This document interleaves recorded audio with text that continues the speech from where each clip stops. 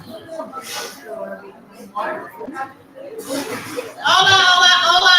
We are live. Welcome to the Coffee and Cream Brunch. My name is Alberta. I'm Coffee. And Tiffany, I'm Cream. And together we are Queens of Conversation. We are going to, again, Happy Black History Month. We're still here. And it's still the month of love. And we're going to continue our Black Love series. We're going to talk about, we're going to get some great input and advice from a married couple who's been married for X amount of years. I'd like to introduce themselves. And we also have an engaged couple here. I'm going to get some insight on dating prior to marriage. And I'm single. Who else is single here besides myself?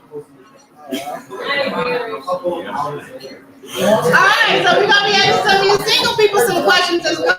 So our goal here is to embrace, educate, and empower through Coffee and Cream, and that's exactly what we always get when we're at McKinsey's. They definitely educate us. We're going to get some empowerment from the soon-to-be Goodman, right? Yes. Goodman. And I don't know, I'm gonna try to help any way I can. As a single person.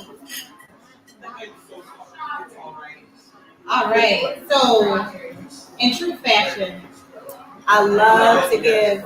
Can you hear me? Can you hear me? No. I can hear you.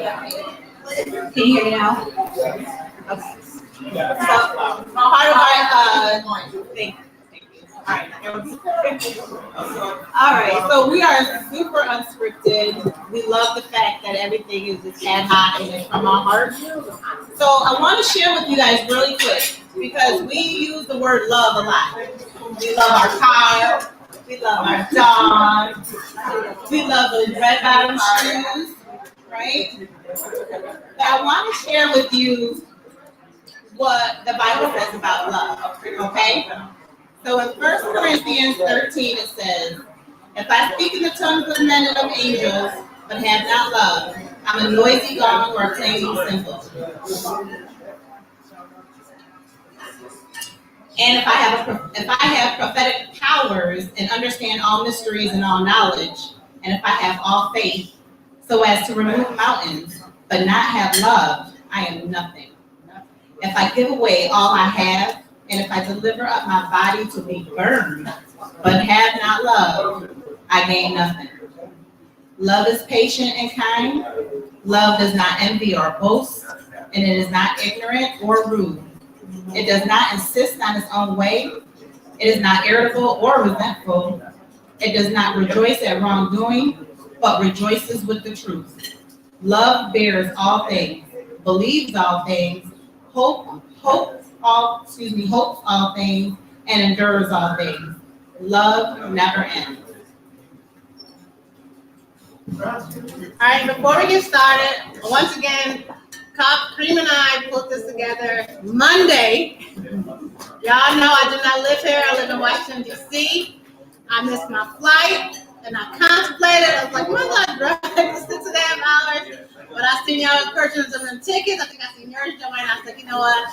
Get your tail on the road because we have great support here. So I drove a long 6.5 hours into a snowstorm. And I told you about these snowstorms when I come to Utica. But I'm here. And again, we thank you guys so much for your support. So we do have a prize for a very special person. The very first person to purchase a ticket. We'd like to give you a little something special to show our appreciation. Miss Angela Brown.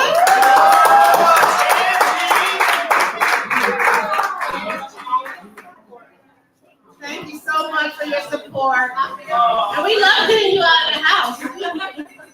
So we definitely feel special when Angela comes out. Oh, really?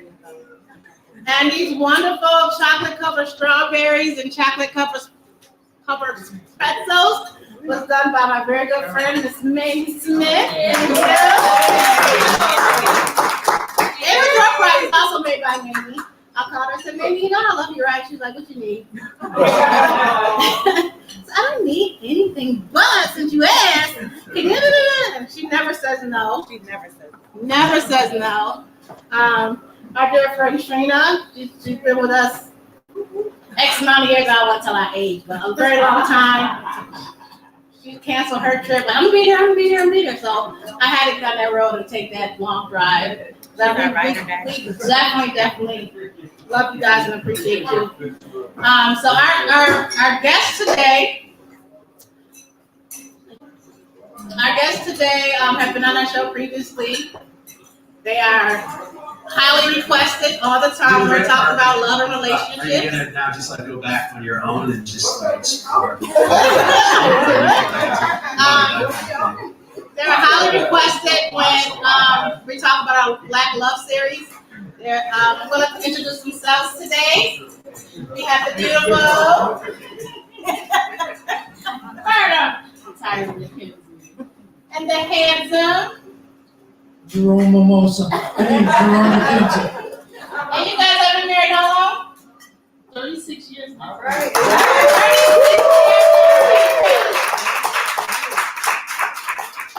Somebody get that notepad out. They got some wisdom to give us today. And then our next guest, without hesitation, I sent her a text message. She's like, of course, I'll be there. She never says no. She's always supporting us. We have the engaged. She's getting married next month. Sister Liz.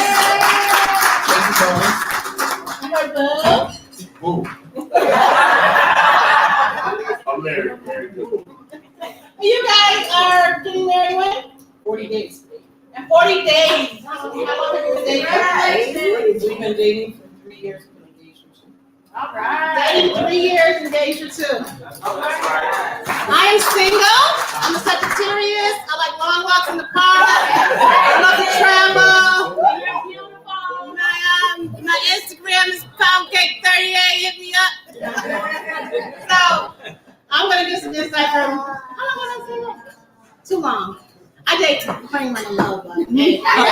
So Trina. So we're also talking about the love of friendship. Oh yeah, we are going to talk about the love of friendship. Because love expands, right? It expands through marriage, it expands through engagement, dating, but also expands in friendship. Do you love me? I love you with all my heart. Why? Because what? That's not a good enough answer. So to save myself, I have some questions. People think my questions are too risky, so. Risque. Yeah, so we have some cards from the 5 love languages. And so I'm going to pull the questions from there instead of my own. Some of my questions might slip out, but I was good this time. So, Ready. all right. So the first question.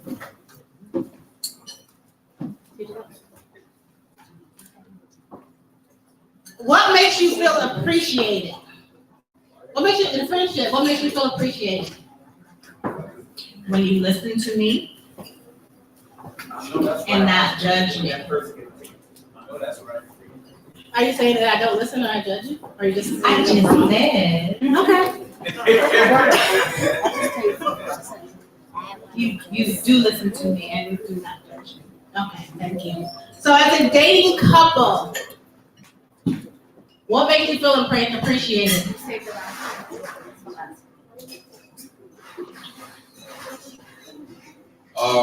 One of the things, she listens to my ideas and she's supportive. I got a lot of ideas, sometimes not enough action, but no matter what, she's supportive of my ideas and she tries to push me and show me different directions to take in action. And just her understanding and accepting me for my flaws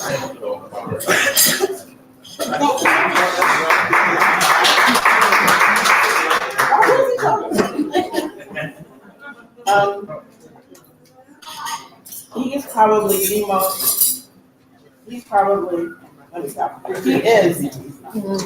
He is the most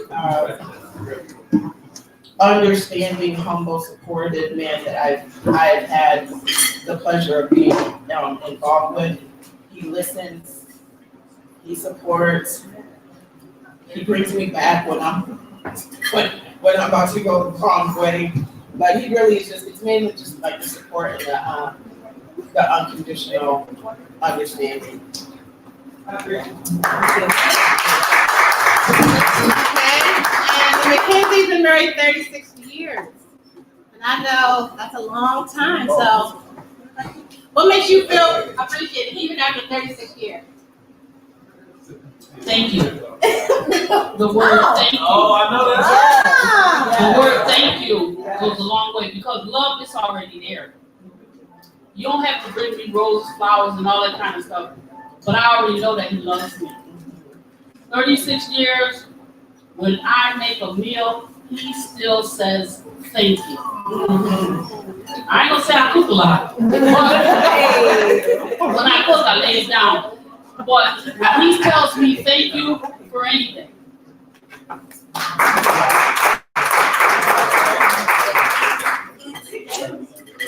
I'm gonna stand up because I feel I don't want to disrespect you by having my back to you. What makes me feel appreciated, one, is the support I receive for the things that I may have to do that are outside of her lane. And she still supports me, one. And two is the little things that she does that are off our schedule, that are unscheduled. Little things that are done when she didn't have it in her plans. And I appreciate that.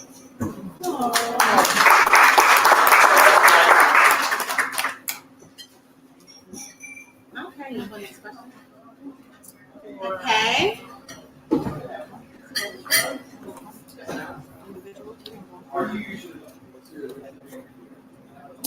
Okay, this is for coffee.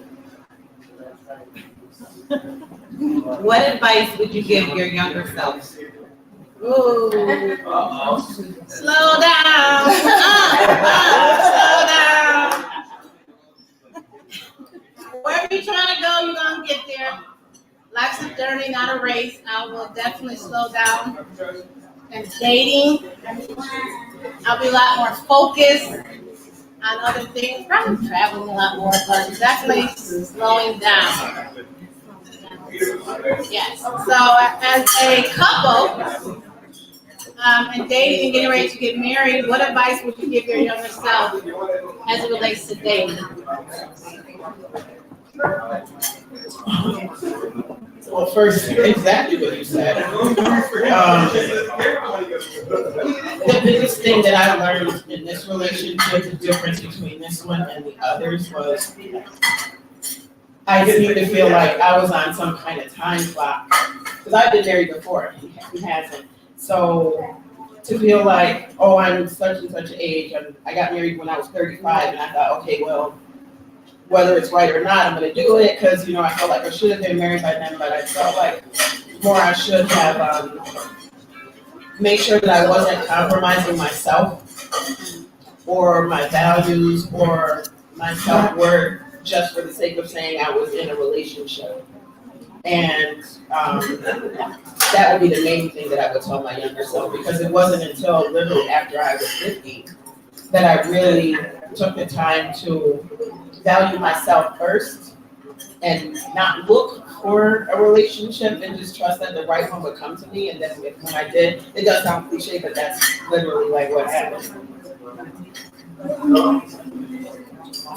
Kind of Roberta's playing with slow down. A lot of times when we meet individuals, we have something that we think in common with. When we start, engaging in certain activity, we have to get into we start engaging in certain activities prematurely. Sometimes we think we're in love and we want a relationship with that person, but that might not be the person for you. You're just connected on a certain level, but there are other things, besides the physical level that you need to connect on. So, slowing down and knowing that dating is not really dating somebody else to get that. Okay. Mackenzie,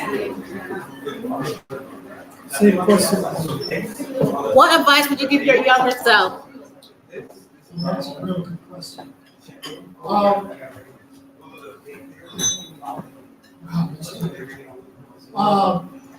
Number one, maybe not number one,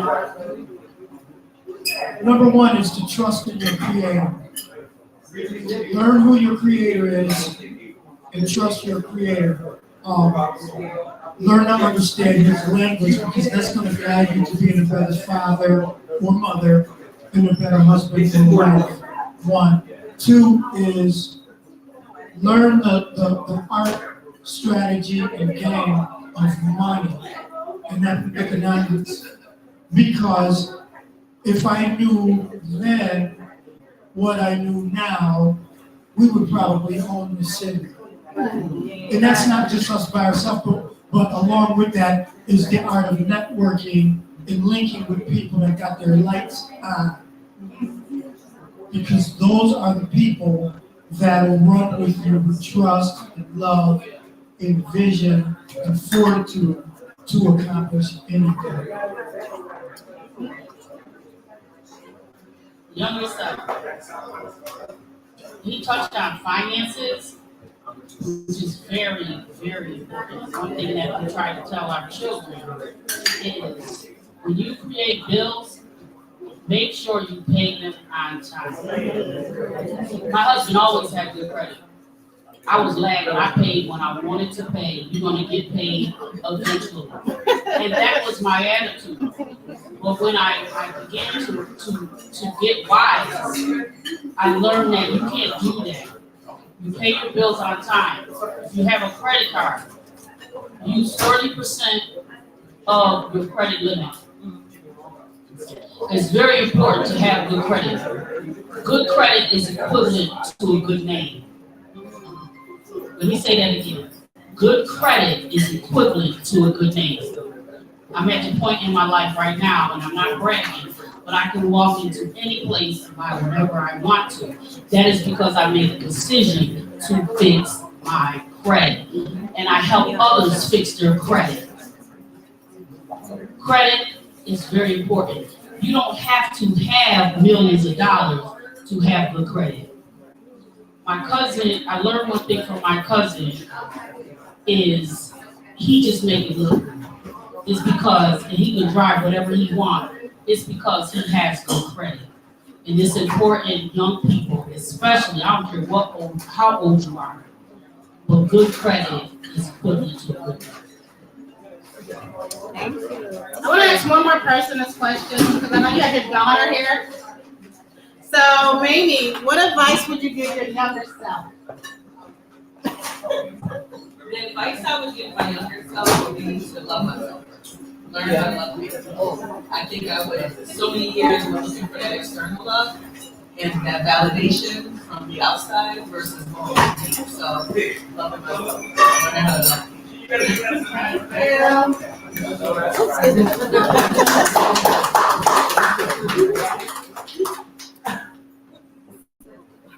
Under the family category, whose marriage do you most consider to be a model marriage and why?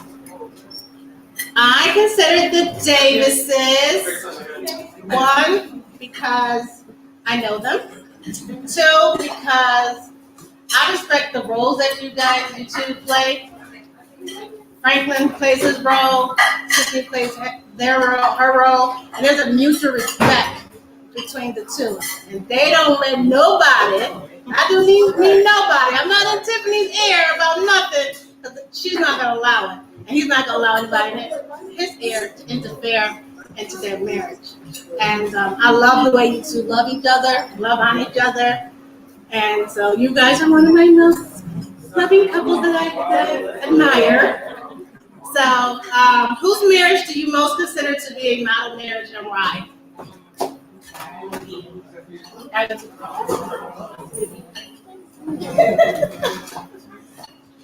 Whose marriage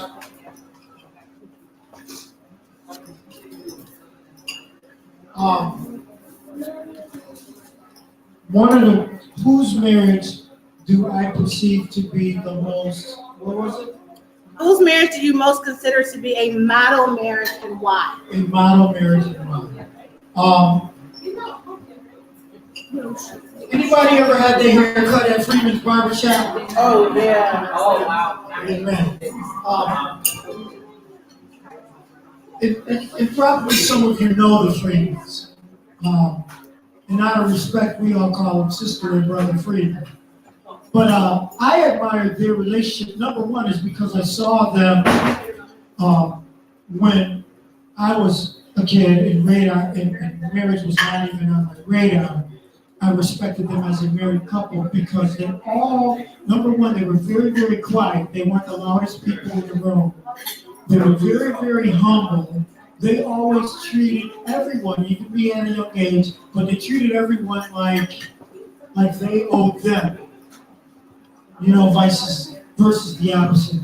And the way they act together, I've never seen a mean face on either one of them. And that's something I have been asking you. I've never seen them argue.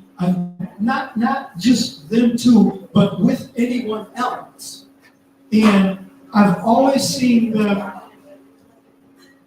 with the ability to have a great above the rim lifestyle, but their lifestyle, they kept very humble. They never flashed it in anybody's face or anything like that. Their children reflected them. I haven't mastered that either. Their children reflected them, and they led a really good example without talking a lot. I haven't mastered that either. Without talking a lot, they led a lot of people to believe in marriage can work. And that's why I admire it.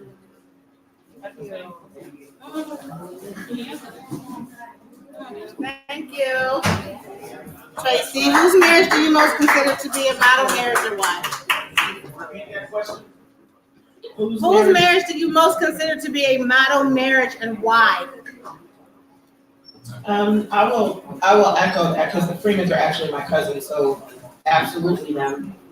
And I would have to say that my Aunt Sandra Bowens Howard and her husband, Ted Howard, that is probably one of the most honest and supportive marriages that I've witnessed personally.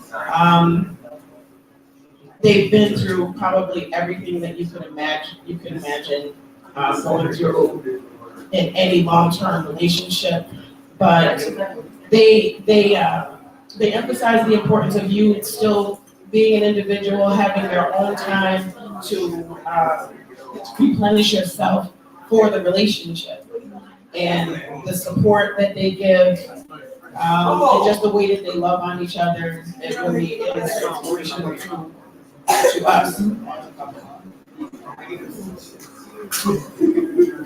Just an example. So, besides my parents, I would say my cousins, Brissa and Brian Stubbs. And one of the reasons I picked them is because every time I see them, it seems like they love each other like they did, 20 years ago. It's all about the love, Uncle Ted and then my son, my sister and her husband, Jennifer and Virgil. So I have a few great examples of what marriage should be. I know nothing is perfect. We're engaged, but still they show a great example of what marriage should be. Alright,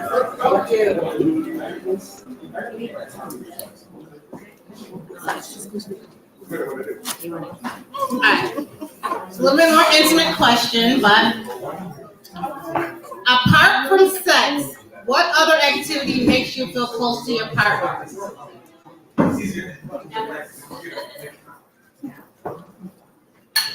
Okay.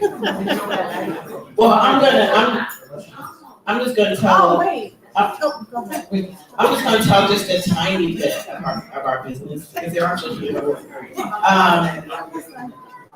My uncle that I just spoke of, the pastor, he's marrying us, and he presented us with, I'm gonna say it's a challenge, it's challenging for us to remain abstinent until we were married.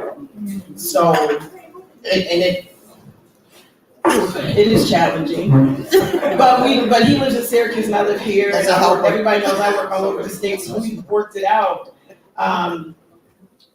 we are like 8 months in. But the biggest thing that I've noticed is that we were friends, we were great friends before we started dating. And it's allowed us to concentrate on the intimacy with the talking and becoming transparent and just laying our souls and everything bare, and just focusing on the other parts of our relationship that brought us to this point outside, because that part is easy. It's when when that's not there, and it allows you to look at the other things, because sometimes people are so focused in that part of the relationship, you don't realize that the other stuff is lacking.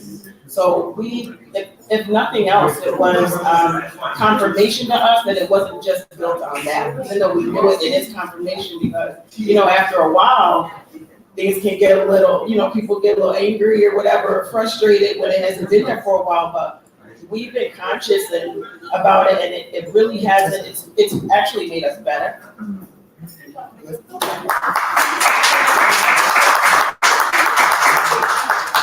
I got a little spin on it. So, from June forward, we lost some significant people in our life. So I lost a sister, I lost a brother, she lost her mother within a 3-week time span. So, me being conscious of that,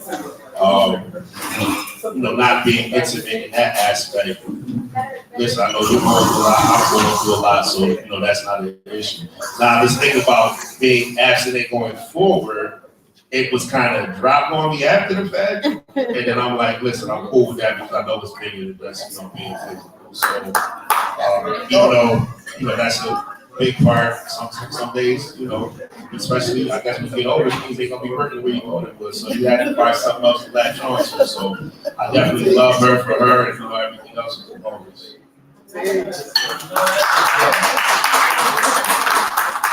I also want to chime in with that. I want to share our experience. Franklin, can you come on really quick?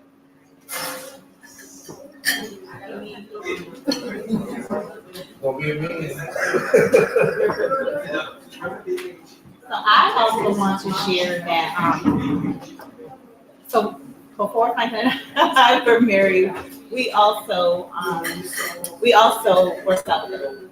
And it was extremely a moving experience. And it was so moving that when we were married and we were in the art of consummating our marriage, we really didn't even know what to do. I feel like, I want to say it like this. I trembled, and he was, I don't even think he wanted to touch. I was like a porcelain doll. I don't know. He was just, he didn't want to hurt me in a sense. You get what I'm saying? And so during that time, that process, it was a cleansing. And I was cleansed from everything that should not be a part of my marriage. So I just wanted to share that. And Franklin, I want you to be able to share your honest thoughts. Go ahead. And Joe. All right, so yes, we have been, we took part in that also. And I think it is very, very cleansing to experience that, because going into a marriage, you're going to be faced and hit with so many different things. You're going to have something that's going to keep you and help you get through all of these storms. And so when we made the decision to do it, it was like a cleansing.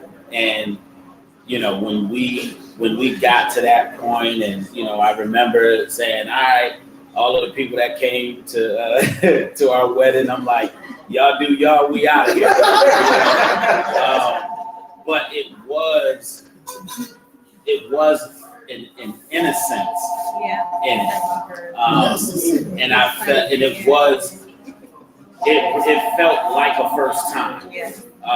So that is something that is definitely near and dear to our hearts. but I think that it was what we were prepared for marriage through that, because I was so worried about how she was gonna feel and she was worried about how I was gonna feel. I think that set us up for marriage. And, you know, intimately, we've never had a problem. And we don't have to abstain anymore. And so that's it, and she'll finish the rest. I'm gonna play devil's advocate. Well, this is real for me. I'm single, and I don't think I can do it. I'm clear and honest. But I need to test drive that car before I get purchased. I'm just being real. Am I the only single person that I'm honest? I don't know if I can take somebody and not do it before marriage if I ain't had it before. If I have not had it before. That's not honest truth. It is what it is. I need to test drive it. Because I might have some work to do. Because I don't want to get something I don't know what I'm getting myself into for the next 10, 20, 30, 40 years. So would that be about number one? Y'all quiet. Y'all know I'm not doing I agree. So we had time driven. I'm so not doing one. We parked the car for a minute, and we're gonna go back to First of all, my daughter's friends are in here. Okay, so y'all. They got a baby. Just forget that I didn't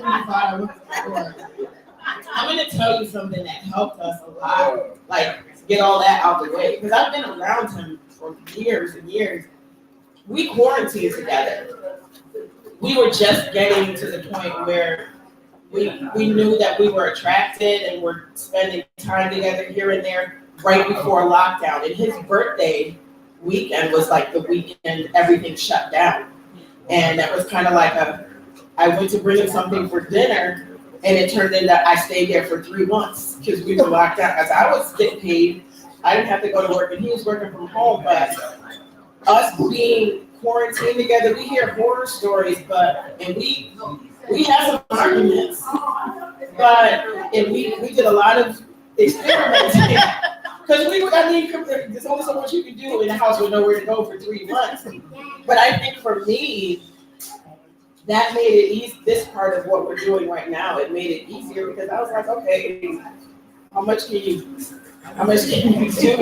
We can afford to let up for a bit because we know that that's not the foundation. So it's, I'm like right where you at that right now. In the beginning, if you like quarantine, yeah, that wasn't. My mind was right where yours was. Like, what's happening? That's how this car drives. Yeah. So this couple, are you two a couple? Yes, they are. How long have you guys been dating? Long time. 5 years? Uh-oh. Okay. So a part of what we're talking about, part of what makes you feel close to one another. A part of doing the do. It's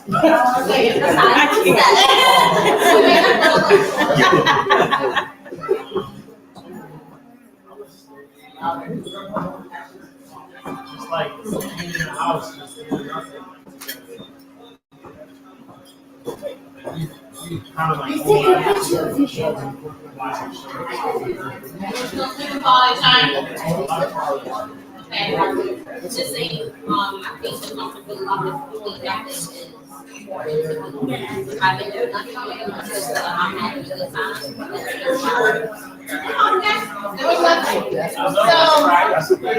for the McKenzies, since you guys have been married so long, so my question is, how important is that in a relationship?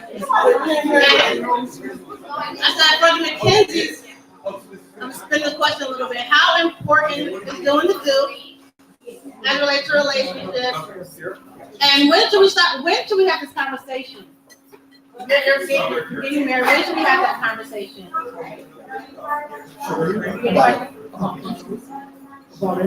Yeah.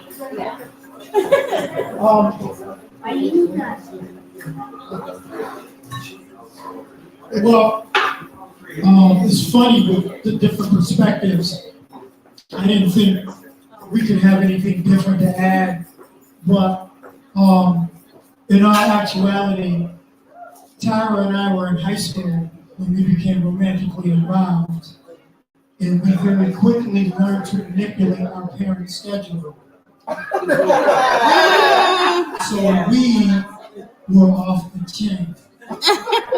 We really were. And that was, listen to this, and that was because our community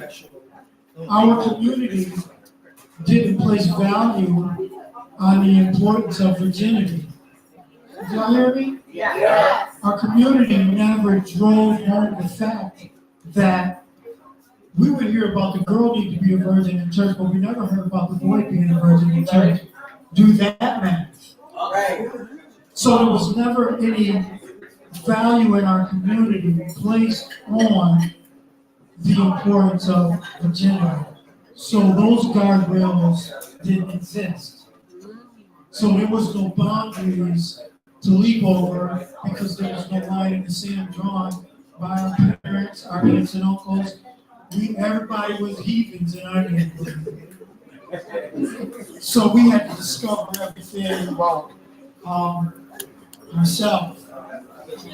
And if not for God, if not for our Creator, we could have driven over a cliff at breakneck speed with that. But He protected us, and that scripture in the Bible that says about marriage is sacred in the eyes of God and the bed undefiled. And what that means is there's a whole bunch of things you're not allowed to do outside matrimony. Matrimony is a contract.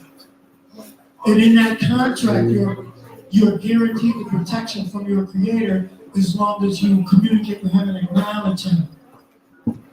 But outside of a contract, you're just, what do they call it if you're a photographer but you're not contracted? You're just freelancing. Anybody can change your contract, change the rules at any time. Anything can happen, nothing is promised to you. And we were protected from that. So I'll end it by saying, you have to know yourself, the things you can live with and the things you cannot live without. You have to be honest with yourself. And then you have to know from your partner the things she's willing to live with, because I'm not perfect. The things she's willing to live with and the things she can't live without. Now, when you slide all that aside and go back to the scripture I started with, it begins to make sense. It says, marriage is honorable in the sight of God, but the bed is undefiled. That means most of us are grown ups, all the freaky things that you can think of, there shouldn't be anything freakier than what you can do with your partner. So how important is that in a relationship? In a marriage?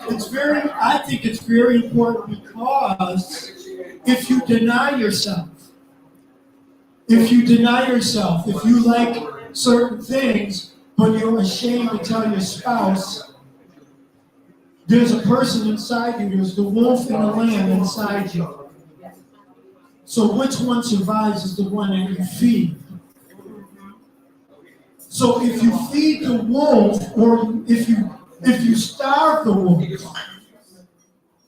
wolf is eventually going to lash out and take what it is he wants. So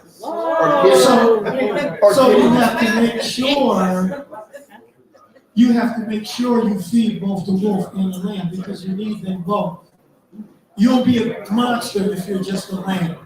You won't be able to protect your family.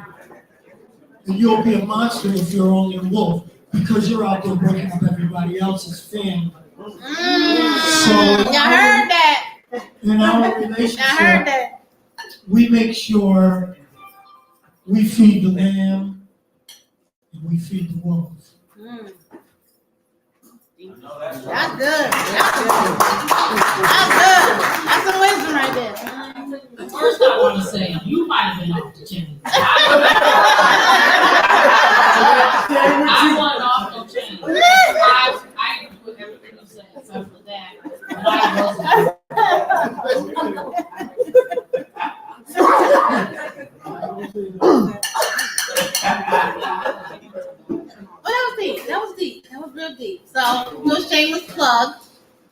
am a certified sexologist. I do be certified, I mean, I went to school, took some classes, took a test and passed. Right? So, not in life experience, I ain't do everything. But I counsel a lot of women, Black women, who've been married for 10 years or more, right? And now that they're bored in their relationship and they want to try something new. So they come to me and say, how can I implement this in my relationship? I'm into A, B, C, D, and E. And I'm like, okay, is he into that? And 9 out of 10 times, he's not. And then there's some kind of conflict because they don't know how to present this to this person that they've been married to for 10 years. And that's why I think it's important to have this conversation during the dating stage. And that's why I asked the question, how important is it in the marriage? It's very important in the marriage, but it's also very important in the dating stage to discuss your likes, your dislikes, your safe word. And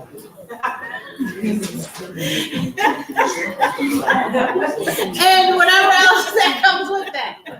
Okay, so this I'll leave that right there. It's safe word. Everybody need a safe word. Oh my God. That's a good question. Okay, it's for friendship. What is something I can do to make you trust me even more? That's for me? Yes. Okay. I'm going to use today as an example. I had a suggestion on how we can go live today. And it wasn't until I showed you. We tested it out, and you finally said, I should have listened to you earlier. But so what's the question? So trust me. What is something I can do? I think I would like you to listen to me and know I got it. I listen to you. You listen, but you don't trust that I have it. Oh, okay, I'll work on that. Thank you. Oh wait, I want to ask you a question. Oh, same question? Same question. You need to listen to me more. Can you elaborate? I need you to listen to me. I need you to. Okay, say it. Okay, this is my friend for 40 plus years, right? This is. We almost married. I guess you can say that. Let's see. I think you slow down just a little bit and just focus a little bit more. That's all I ask. Slow down and focus. I know you got a lot going on. I know everything is important, but when it's time for coffee and cream, it's time for coffee and cream. I just need you to focus a little bit more. And I can trust you more and I'll listen to you. Okay? Okay, Pumpkin? Hi. Excuse me, my voice is gone. But just dealing with trust. I know you said listen more. I think trust comes when you can parallel the actions of a person with what they say. If somebody says, I'm going to do this, and they do that, and they have a history of doing what they say, keeping their word, I think that kind of like sets a basis for trust. You know, so it's like action. Thank you. Anybody else want to answer that question? If the government got something to say, So I already trust her wholeheartedly. I'm just not too keen on playing fake though, so it might be sometimes I need to know what's going on, but so I need to work on that. That's what me, but I know she has my best interest in heart. It might be that I need her to trust me more in the sense that sometimes when we have discussions, we're both brilliant people, and it has to be logical to me. And if I know that I'm right, I have a hard time just letting it go. And she has a hard time too, because we were discussing something, new, but it was we get stuck on words. So I need her to know that even though I may respond fast, that I process things fast. So it's not that I'm not listening. It's I heard everything you said, but I process things fast. And so maybe it's more how she can trust me, you know. So just know that I know you. I heard everything you said.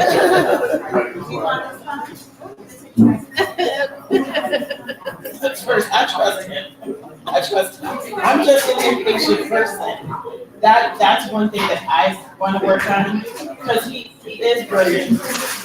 He is absolutely honest and trustworthy and all that. Like, I would trust him with my life, and anything that he tells me, I know that's what it is. I never questioned, because he was my friend first, and we had a great trust level as friends. So this was just a progression of that. But again, like I said, it's not that I don't trust him, I'm just impatient. So I understand that sometimes, like if I want something done and he's like, I'm gonna do it, I know you can do it. To him, it looks like I don't trust him to get that thing done. I know it is, I just want it done now. And I'm working on just trusting that he'll get it done in a time that's sufficient, not necessarily my time. All right, so I have to spin this question from Mackenzie, because they've been together longer. What is something I can do to make him trust me even more? So I know you guys been through probably a lot in 36 years. So how do you keep that trust level up? And what is something that you guys can do to keep the trust alive? It just happens. I mean, I don't doubt him ever. You know, he tells me, you know, the sky is orange, it's orange. You know, I trust him. He will not lead me wrong. He hasn't stood me wrong in 36 years. And like Tracy said it a couple of times, we were friends. We were, you know, high school sweethearts, we were teenagers, we were talking 14, 15 years old. You know, we helped them. So if that trust is ever broken, how do you rebuild the trust back up? It just happens. You know, it happens. You know, I don't, he doesn't have to worry about me lying to him. I don't have to worry about him lying to me, because number one, not only are we accountable to each other, we're accountable to God. You know, how can you pray and ask God for something if you're being dishonest with the spouse that he blessed you with? God don't honor that. You know, I think that we built our foundation based on our beliefs in God, Yahweh, based on our beliefs. So we have a strong belief system, and I feel that if I lie to my husband, I'm also lying to my belief.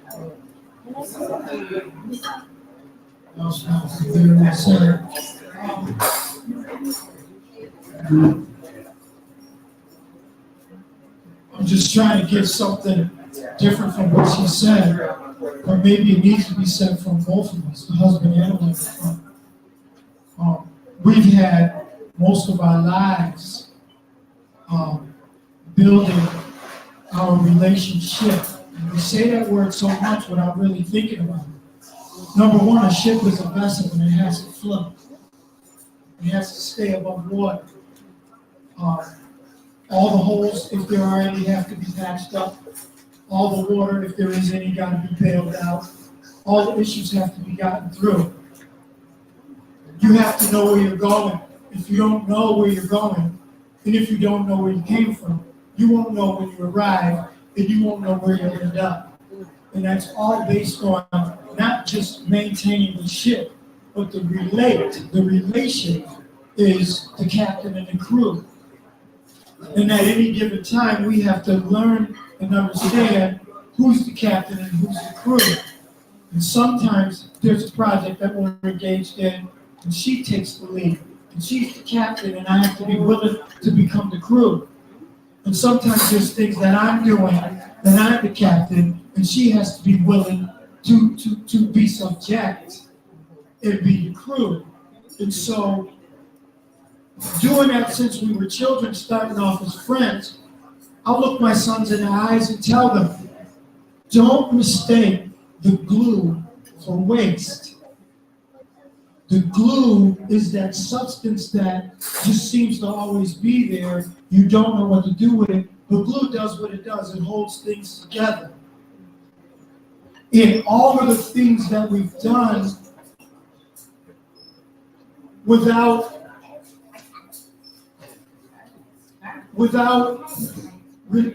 counsel, without our in-laws being in our business, without our friends being in our business, we've learned to understand that our friendship, in many cases, is the glue, because it's not always going to be a sunny day.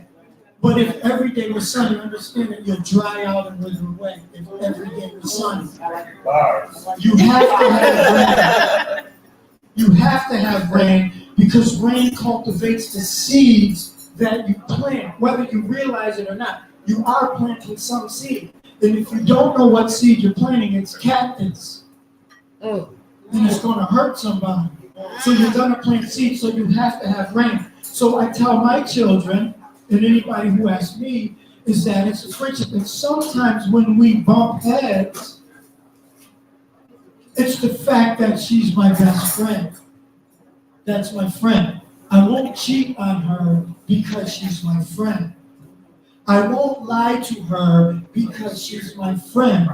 I won't do things in secret because she's my friend.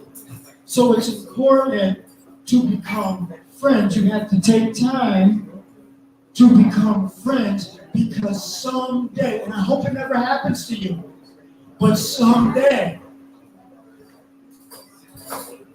like when one of your children pass away, it's the friendship that's the glue that holds us together.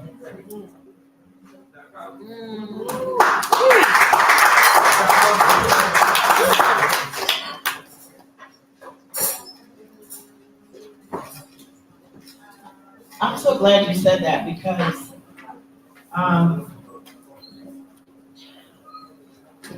as one who I was engaged when your son passed, and losing a child at that age. I mean, I lost a child, but my son was only a month old, but living a lifetime with a child and just watching like the strength and the grace that you guys held together as husband and wife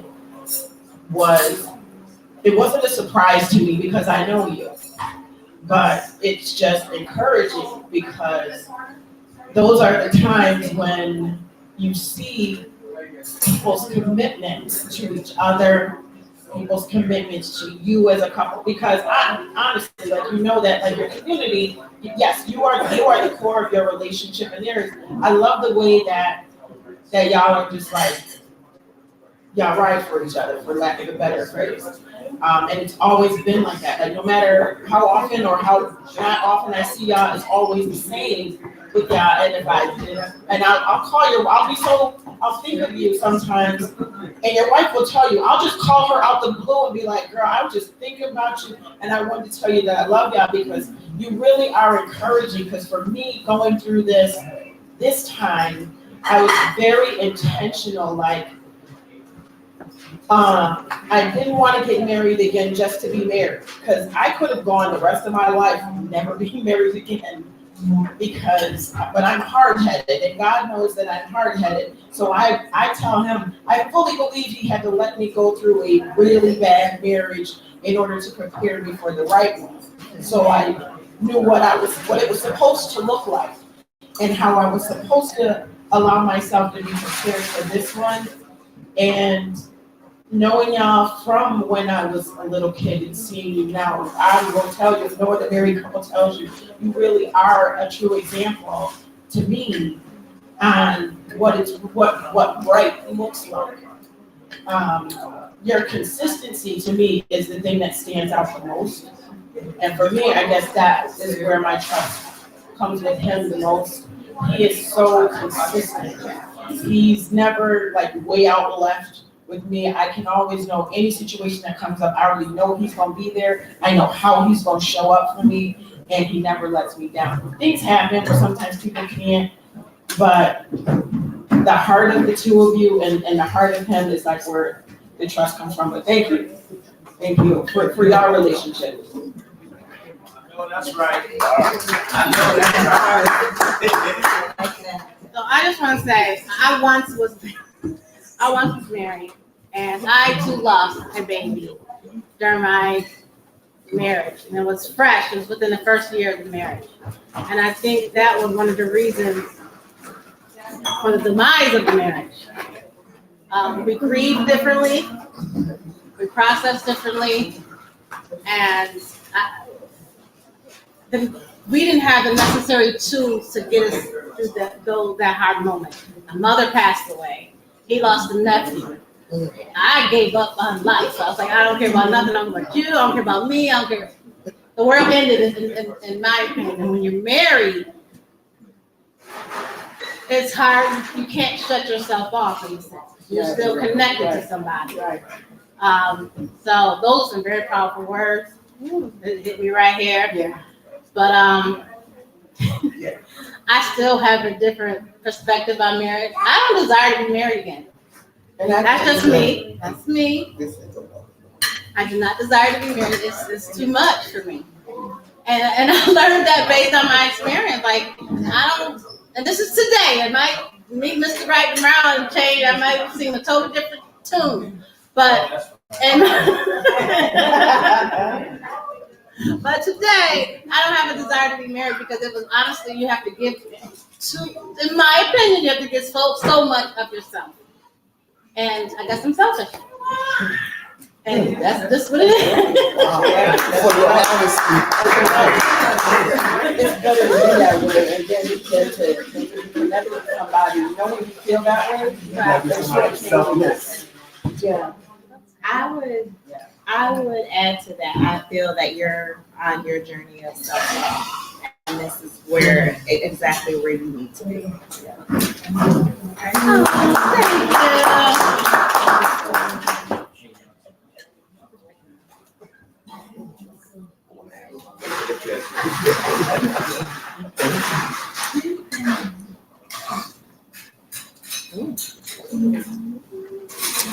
When do you feel the most protected and taken care of? I like to go into the audience really quick before I go to the panel. Go to the guy who's sitting, I know that's right. I'm gonna want to, if it's okay, with black shears. You knew they was coming. You knew she was coming.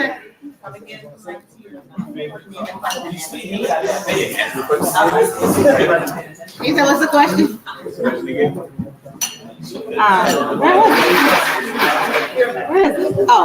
When do you feel the most protected and taken care of?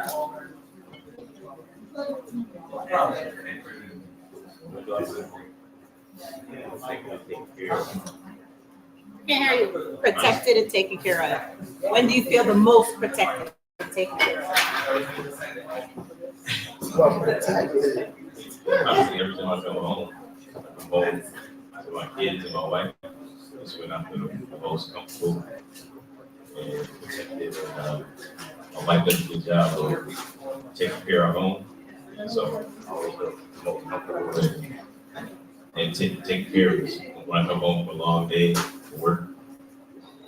working out, whatever I'm doing, as soon as I come home, I feel instantly comfortable.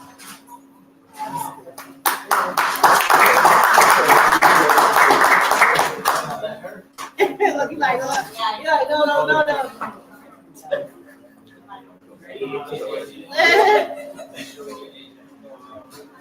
You feel most protected and taken care of? Kind of the same thing as I said. After like being out, working all day, coming home.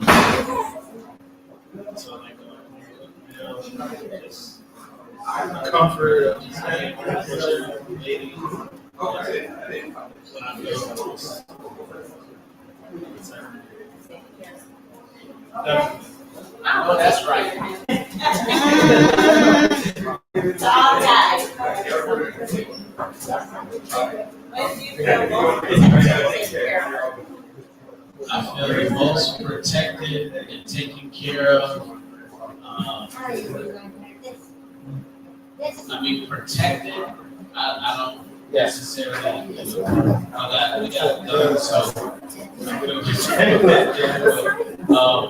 Taken care of is literally every day. From ironing my clothes. Daily, I get out the shower, go in there, and my clothes are like ironed and on the bed, ready for me. It's one less thing I gotta do. So in terms of being taken care of, literally every day, and she boosts my ego up. You know what I mean? Daily. Tell me all these amazing things about me. But I daily, she takes excellent care of me just with the day-to-day stuff. And once again, she boosts my ego up daily. So that's my answer. That's right. In the corner back there. He's like, sure.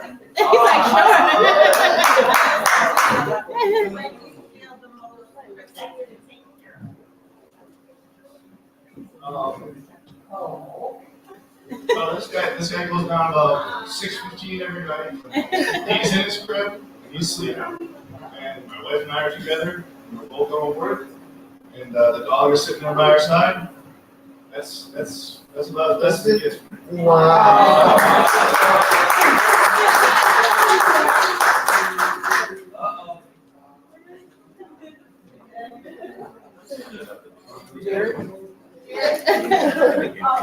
That's yours.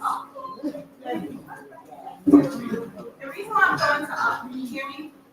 Can you hear me? Yes.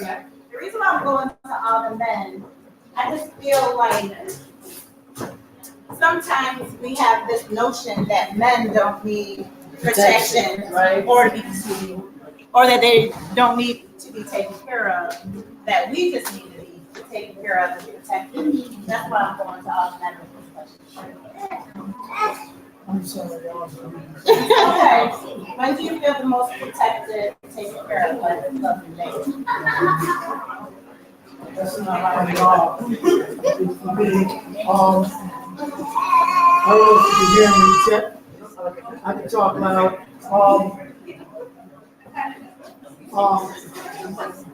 Somebody used the word consistent. I can't remember who it was. But Tracy, Mike.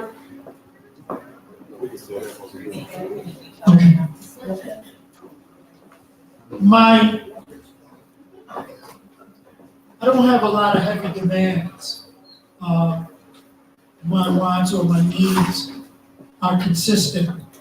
What makes me feel great is that every day, and my wife can, she could whip up a real heavy pace sometimes. And I have a policy with her. It's real simple. If you don't feel like cooking tonight, that's my excuse to have some of my favorites. If you don't feel like cooking, we can have tuna fish. If you don't feel like cooking, we can have hot dogs, we can have hamburgers, we can have sloppy joe. We can have all that stuff that my mother used to cook when I was a kid, that probably when she didn't want to cook. And so I always tell her, if you don't want to cook, you don't have to cook. I can have pancakes on a Sunday evening, and I'm good to go, However, even though I don't make heavy demands, I'd say 85% of the time, if not more, she meets those demands anyway. And what makes me feel most comfortable is that we have a warm house, a clean house, the children look decent, everybody's fed, and the dog is fed, and everybody's okay. and I come home and walk into that environment, and all I gotta do is change out of my work clothes into some comfortable clothes and be comfortable the rest of my evening. And that's what makes me feel secure, that nothing's been breached or violated, but all the things that need to be taken care of, that she likes to take care of, are all those little demands I've had. You know? I know that's right.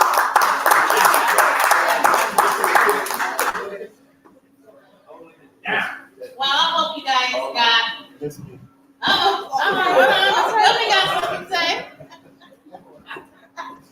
In similar vein to JC and Franklin, I feel taken care of all the time, you know, whether she's with me or not. A lot of times when we're not together, she's still thinking about being taken care of. The times I feel most protected, though, is when I need to cry. There's times I need to cry, right? And I feel protected because I can cry in her bosom and not be looked at as less than a man. That's a very powerful thing. That's what I feel most protected.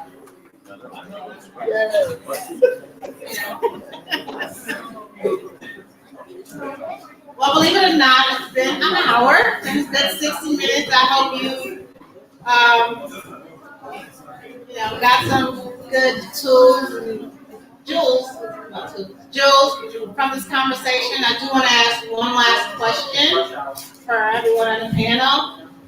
What advice do you have for individuals that's engaged? I was going to say premarital. I don't know why I keep saying premarital.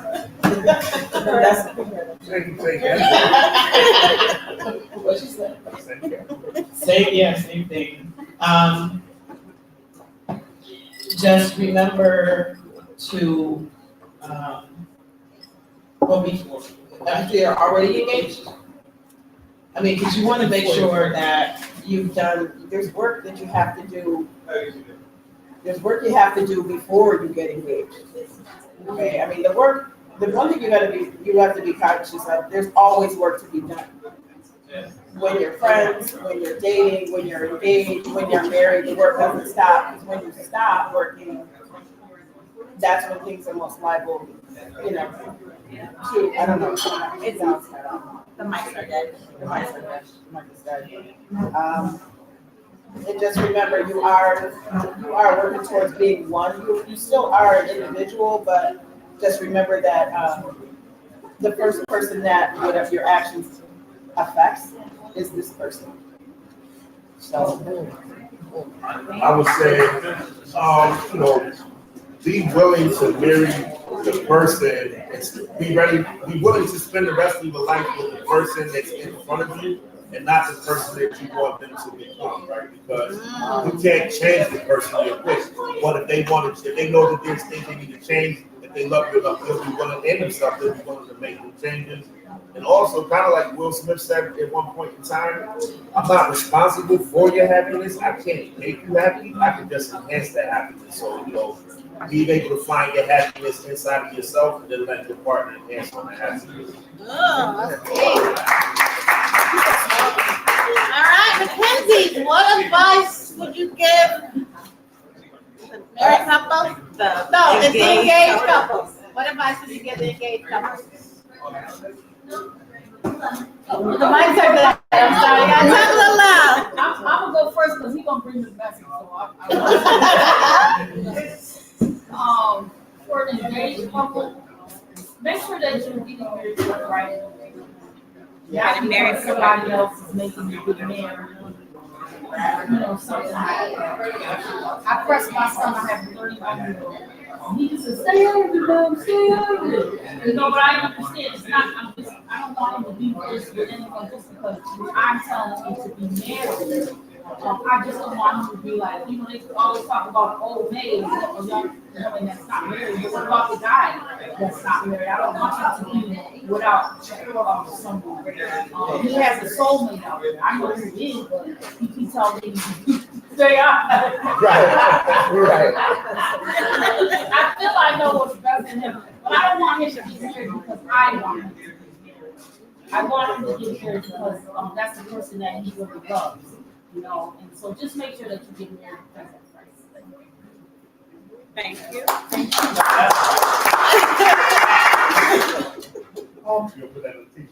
I would say to an engaged couple to be married, to anybody, there's someone out there that is going to make your spouse smile. There's someone out there that is going to make them laugh. There's someone out there that's going to make them think within themselves. There's someone out there that's going to make them feel pretty or handsome.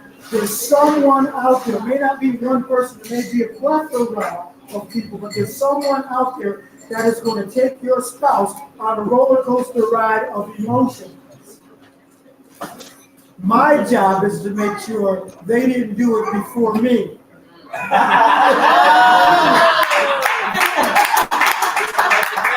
I'm the first one to say good morning. All right. I'm the first one to give her a hug and a kiss. I'm the first one to tell her I love her. I'm the first one to tell her I'm gonna catch you later. I'm the first one to take her. I'm the first one to make her laugh. I'm the first one to think opposite. I'm the first one to take her through the whole roller coaster ride, because if there's some vulture waiting for her to peek, she's gonna say, "Nah, I already been there." You better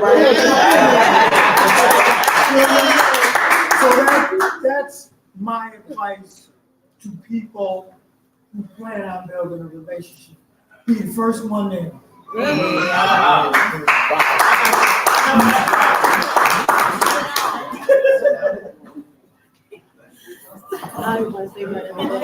So again, thank you guys so much for being a participant in the Coffee and Cream.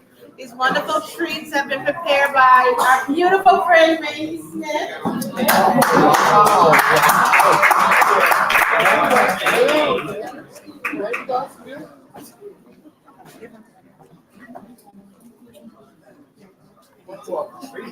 So as a single person, I want to follow up at the throne to do so.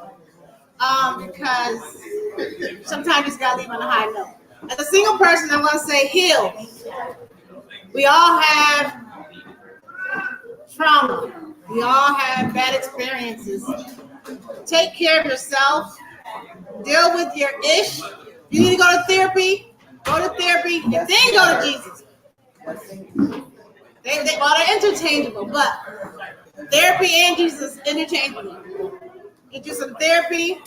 Heal those broken wounds that you have before trying to bring somebody in here. Because can't nobody else heal you. As Mimi said before, have that self-love. Learn to love yourself. Learn to see what you like. Learn to see what your desires are. Live your life and still live your life. You know, this world is big. You might not find that one here in Utica, New York, but you can go to, I met some in Egypt. I met some in Dubai. They're out there. They're out there. But, you know, heal and love yourself. And on that note, thank you guys again so much. We really appreciate your support. Next week, we will have March 3rd. We'll be live again through our Facebook page and our YouTube. Coffee and Cream, Queens of Conversations. We will have Miss Hilda Jordan. Oh, I love her.